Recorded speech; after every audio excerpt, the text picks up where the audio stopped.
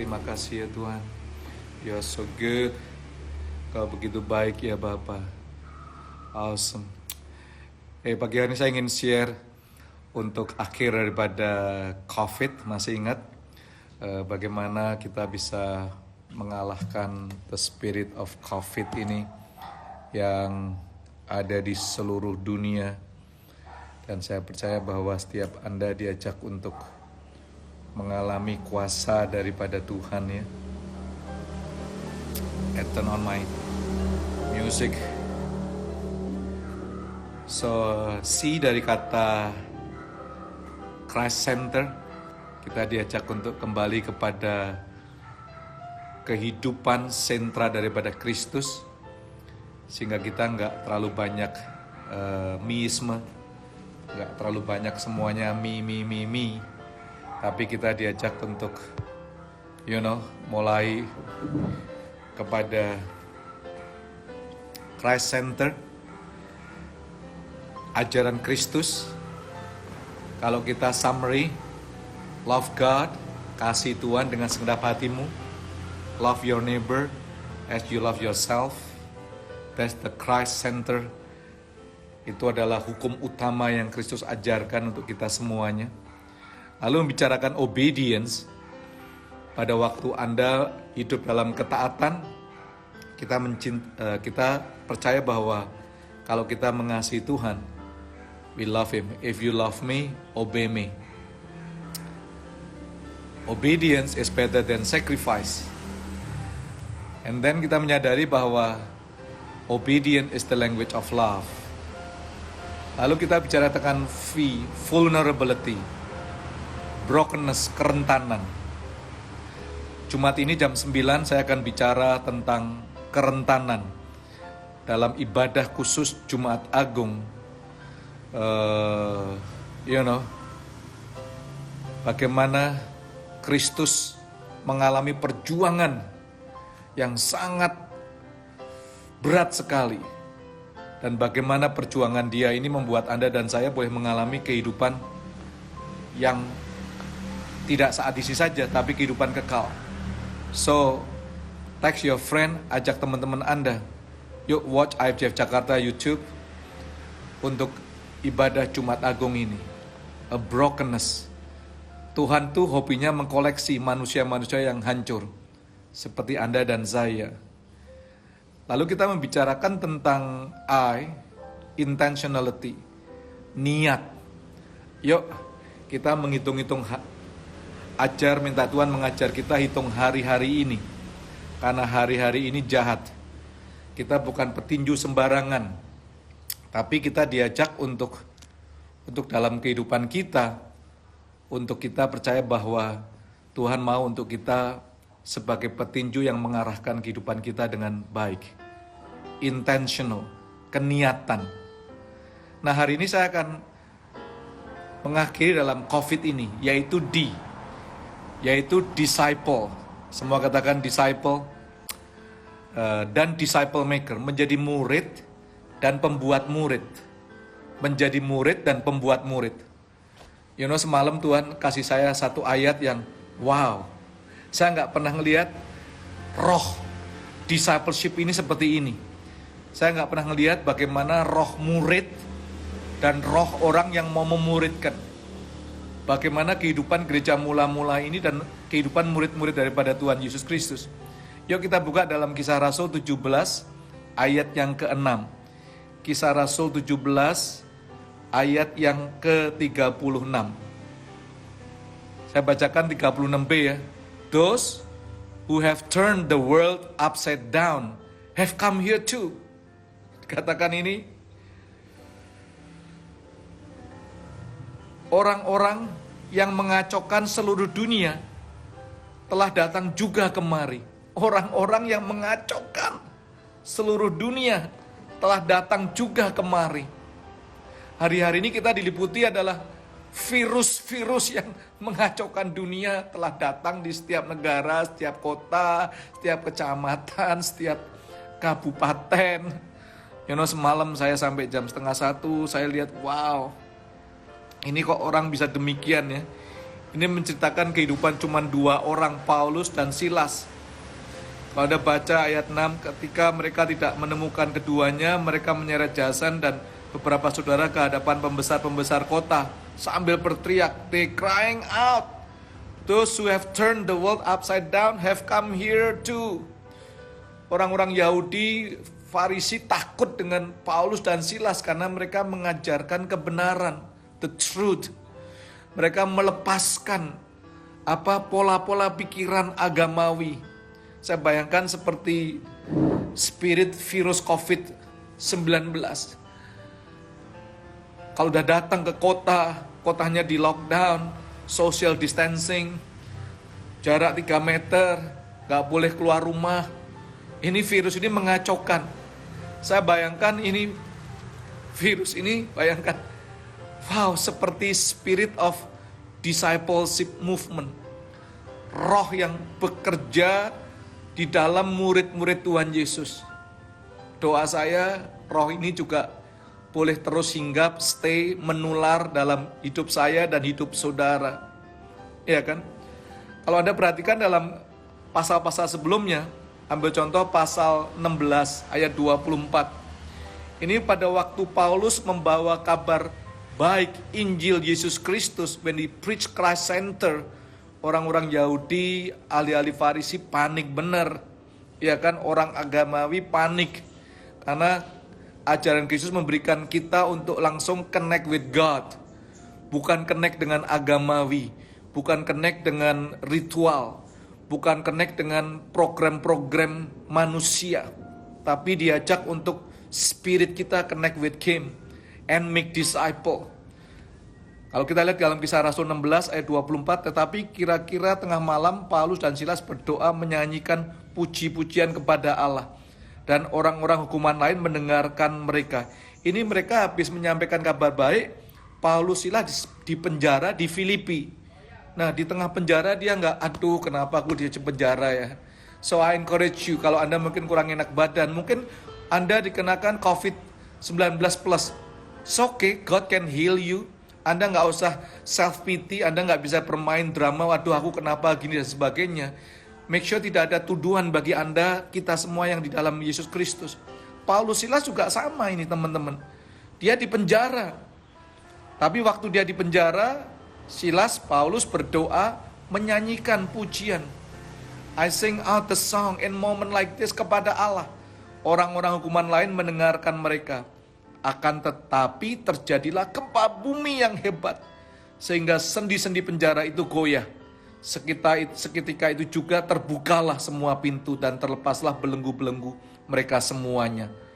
Ketika kepala penjara itu terjaga dari tidurnya dan melihat pintu-pintu penjara terbuka, ia menghunus pedang.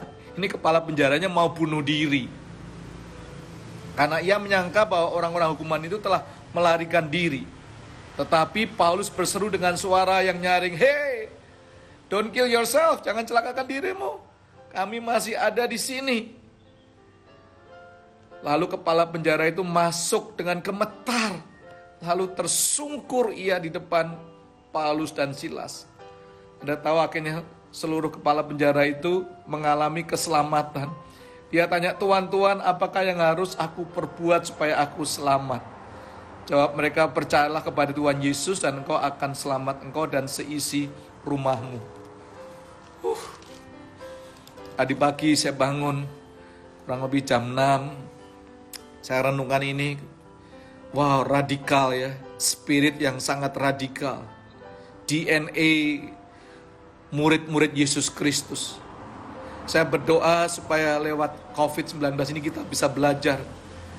Supaya kita boleh dibaptiskan kembali. Dipenuhi dengan rohnya yang kudus. Kisah Rasul 1 ayat 8, kau akan menerima kuasa jika Roh Kudus turun ke atasmu. Dan kamu akan menjadi saksiku. You shall be my witness. Mulai dari rumah kita, yuk minta heaven comes down, surga turun atas rumah tangga kita. Lalu do a good, do well, lakukan yang baik kepada tetangga kita. Teman-teman Gojek, generosity, murah hati. Ini Kisah Rasul 1:8. Ini kehidupan daripada murid-murid Yesus. Saat ini Anda dan saya semuanya, walaupun lewat Zoom, we just want to call, we just want to pray, kita berdoa. Imagine itu Anda lakukan, saya lakukan, kita semua lakukan. Mulai hari ini, COVID hilang, kita berdoa.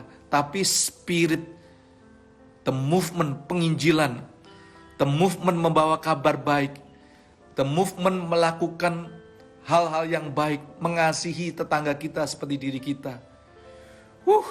Saya nggak bisa bayangkan. Sehingga mereka mengatakan, ini mereka yang memutarbalikkan dunia datang ke sini, guys. Those who have turned the world upside down have come here to our city. Hari ini yuk buat komitmen. Hari ini yuk kita berdoa. Roh daripada Allah yang membangkitkan Yesus di antara orang mati tinggal pada saudara dan saya. Roh yang bisa menularkan, roh yang bisa mengajak setiap orang yang kita kenal. Of course, first we pray, cintai mereka, help them connect with God. Lalu, Anda make disciple. Inilah the spirit of discipleship yang akan mengalahkan COVID-19. Saat kita tersungkur Tuhan, aku mau keselamatan turun di muka bumi ini kepada semua manusia. Kristus sendiri dalam Matius 5, tadi saya renungkan pada waktu dia khotbah di bukit. Matius 5, kalau Anda perhatikan ayat 14-16. Kamu adalah terang dunia. Kota yang terletak di atas gunung tidak mungkin tersembunyi. Lagi pula, orang tidak menyalakan pelita lalu meletakkannya di bawah gantang, melainkan di atas kaki dian, sehingga menerangi semua orang di dalam rumah itu. Demikianlah hendaknya terangmu bercahaya di depan semua orang, supaya mereka melihat perbuatanmu yang baik dan memuliakan Bapamu yang di surga. Spiritnya menular, Spirit Kristus yang memenuhi hidup kita, kita tularkan kepada orang lain. Saat semua ada waktu, sebelum terlambat untuk Anda dan saya membawa dan menjadi the carrier of the good news. Itulah disciples, itulah disciple makers. Saya masih ingat pada waktu saya pertama kali bertobat, guys, ya, umur 17. Dari kota saya Semarang, ada yang dari Semarang, dapat hadiah bakmi dari Pastor Kiki. So, saya dari Semarang, anak-anak muda SMA dijamah oleh Tuhan. Saya ada 7 orang yang habis pulang sekolah, masih celana pendek, SMA kelas 2, naik kelas 3 berdoa. Itu roh Allah bisa mengalir di seluruh kota Semarang. Tiba-tiba ada PA demi PA, Bible study demi Bible study. Singkat cerita, saya mengalami kuasa daripada Allah. Kita udah biasalah melakukan KKR, 1.000, 5.000, 10.000. Masih muda-muda. Kita organizer, ngundang pembicara, tamu yang terkenal waktu itu. Ya kan? Udah biasa untuk membawa kabar baik waktu kita SMP, SMA. Lalu setelah selesai SMA, Tuhan lewat salah satu hambanya bernubuat untuk saya dikirim ke Amerika. Saya masih ingat di Amerika tahun 78, roh yang sama yang merajalela di Semarang mengalir di Amerika. Tuhan kasih beban saya menjangkau anak-anak Tuhan, anak orang-orang Indonesia college yang ada di Amerika. Dijamah oleh Tuhan. Terjadi KKR dari Fresno, Los Angeles, San Francisco, Stillwater, Oklahoma, New York, seluruh Amerika, bahkan sampai Kanada. Itu adalah the root, cikal bakal daripada gereja AFGF sih sebenarnya, guys. Dimulai daripada college student, anak-anak SMA, anak-anak college yang membara-bara seperti seolah-olah ini mereka yang memutarbalikkan kota telah datang. Setiap ada orang AFGF dimanapun di kota, di mana mereka berada, di mana mereka kuliah, pasti ada persekutuan, pasti terbangun gereja. Lalu tahun 90, Tuhan bawa saya pulang Indonesia. Kita membangun gereja di sini. Singkat cerita, dari anak-anak muda, para hamba Tuhan, para pemimpin agama mengatakan, Jimmy, gak mungkin ya kamu buka gereja dari anak-anak muda. Mereka gak punya duit, mereka mobile, lulus sekolah pulang. Tapi thanks God, nubuatan itu gak terjadi, guys. Karena dari anak-anak muda saat ini, Tuhan boleh izinkan gereja yang yang saya bersama-sama melayani AFGF tidak menjangkau orang Indonesia saja. 50% daripada jemaat AFGF, jemaat kami mungkin non-Indonesian. Ada di Pakistan, Nepal, kurang lebih 40 lebih negara saat ini. Come on, give the Lord a big applause dalam diri kita. This is the spirit of disciple and disciple makers. Anda ngelihat dalam Matius 28, ya kan, ayat 19 sampai 20, pergilah jadikan semua bangsa muridku. Baptislah mereka dalam nama Bapa, Anak dan Roh Kudus, ajarkan mereka. Anda udah tahu itu. Ajarkan semua yang kuperintahkan kepadamu. Ketahuilah aku menyertai kamu senantiasa sampai akhir zaman. As you go, selagi engkau pergi, muridkan, disciple, jangan sekedar go, but disciple people. As you baptize, saat kita membaptis, don't just baptize, disciple them. As you teach, don't just teach, but disciple them. So don't just go, don't just baptize, don't just teach. Itu yang Tuhan kasih perintah amanat agung ini. So kita menyadari bahwa salvation is free, tapi menjadi murid itu ada harganya. Salvation, saya sering katakan, salvation is free, but discipleship is very costly. If you have to choose one, pilih yang mana? Salvation atau discipleship? Seringkali kita maunya yang free. Anda dan saya maunya yang gratis. Orang Kristen senengnya kalau gratis. Mau ikut apapun juga gratis.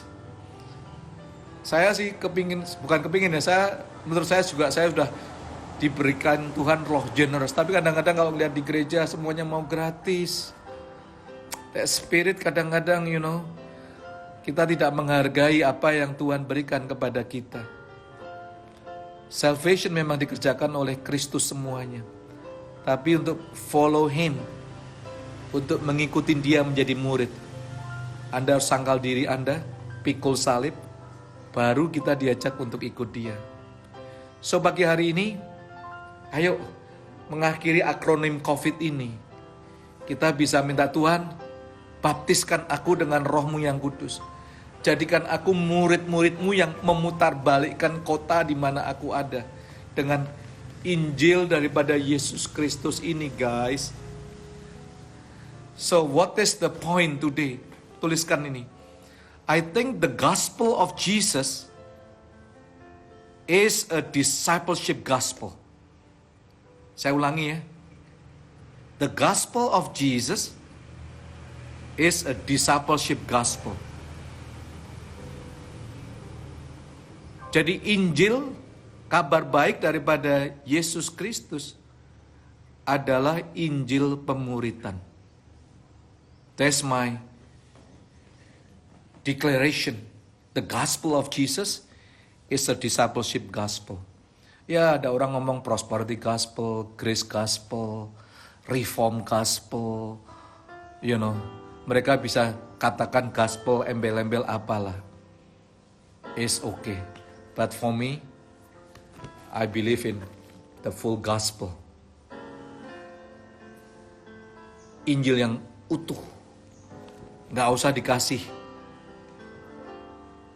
kotak-kotak lagi.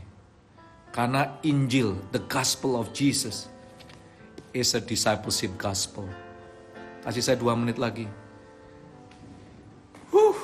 Apa sih discipleship gospel? What is that? Ada 5 intisari 5 essence discipleship gospel ini. Siap dengan catatan Anda, pen Anda? Yang pertama, discipleship gospel. They always preach about Jesus. Become like Christ. Kepingin jadi seperti Kristus. That's discipleship gospel. Filipi 3, nanti Anda baca ayat 8 sampai 10. I just want to be like Christ. Yang kedua, discipleship gospel selalu kembali kepada firman Tuhan, the word. The word. Matius ngomong, Markus pasal berapa? Bukan menurut Calvin, bukan menurut Arminian, bukan menurut Anabaptis, bukan menurut even Jimmy Untoro. You know, we can take all their quote, it's nothing wrong.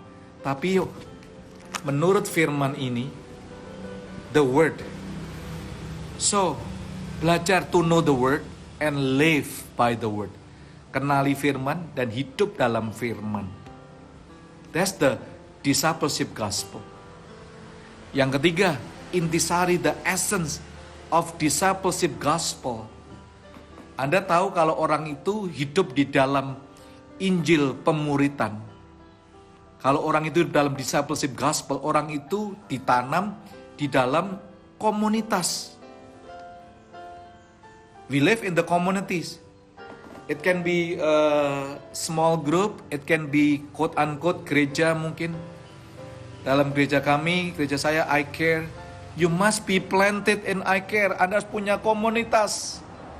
Ibrani 10 ayat 24-25 is a warning. Jangan menjauhkan pertemuan-pertemuan seperti yang dibiasakan oleh beberapa orang.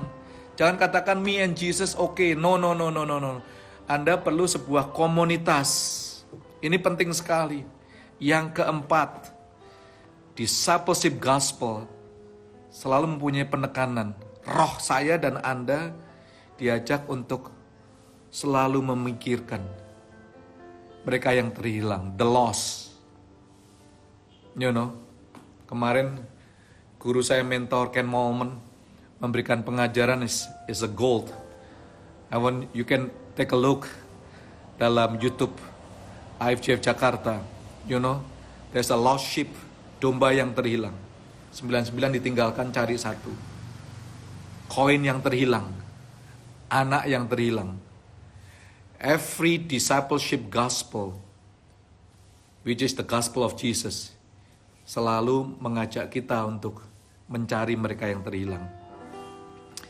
Dan yang terakhir, bagi saya kalau saya bisa summary semuanya, discipleship gospel selalu menekankan spiritual generations. Paulus kepada Timothy kepada orang yang cakap mengajar kepada orang yang faithful. Paul, Timothy, faithful, capable, 3-4 generation, spiritual generation, 2 Timotius 2 ayat 2. Jadi Anda memuridkan, lalu Anda tolong mengajari murid Anda supaya bisa memuridkan orang lain, sampai 3 generasi atau 4 generasi. Itu keren guys. So hari ini yuk kita kembali menjadi murid dan pembuat murid. Karena the gospel of Jesus bukan prosperity, bukan grace, semuanya ada di dalamnya. Has to be full, yaitu the discipleship gospel. 5 essence. Saya berdoa biarlah renungan hari ini mengajak kita bisa menjadi seperti orang-orang yang memutarbalikkan kota demi kota, guys. Those who have turned the world upside down have come here come here, datang ke sini. Kemanapun Anda berada. Bukan orang agamawi ya. Tapi membawa kabar baik ini dengan kasih daripada Tuhan. Dari dalam hati Anda, kehidupan Anda. 5 hal. Christ center, obedience, vulnerability, it's okay to be broken. Bapa di surga hobi mengkoleksi manusia yang berantakan seperti saya dan Anda. Tapi setelah ini tidak sekedar melas terus, self pity, niat, intentional. Hitung hari kita ada dalam pertandingan. Dan yang terakhir, Jesus, I want to follow you. Tuhan ngomong, follow me. I will make you fisher of men. Ikut aku akan jadikan kau penjala manusia. The gospel of Jesus is discipleship gospel. 5 intisari. Fokus on Jesus, the word, community, the lost, spiritual generations.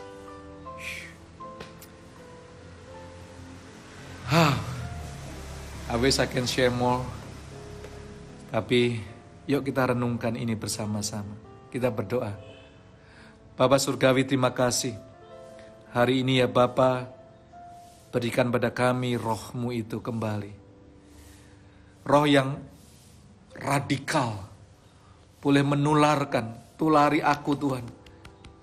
Dengan roh yang memenuhi rasul-rasul di gereja-Mu yang mula-mula. Ada kepada hamba-Mu, ada kepada setiap anak-anak-Mu yang mengikuti saat teduh saat ini. Bahkan yang melihatnya kelak, dimanapun mereka berada. Tuhan, aku berdoa di dalam nama Tuhan Yesus Kristus, kami semuanya boleh menjadi orang-orang yang memutarbalikkan kota, bukan dengan kejahatan, tapi dengan kebaikan. Terima kasih Tuhan Yesus. Fill us with that spirit. Penuhkan kami dengan roh-Mu itu. Roh yang peka ya Tuhan. Bukan kami yang kami sampaikan, tapi Yesus.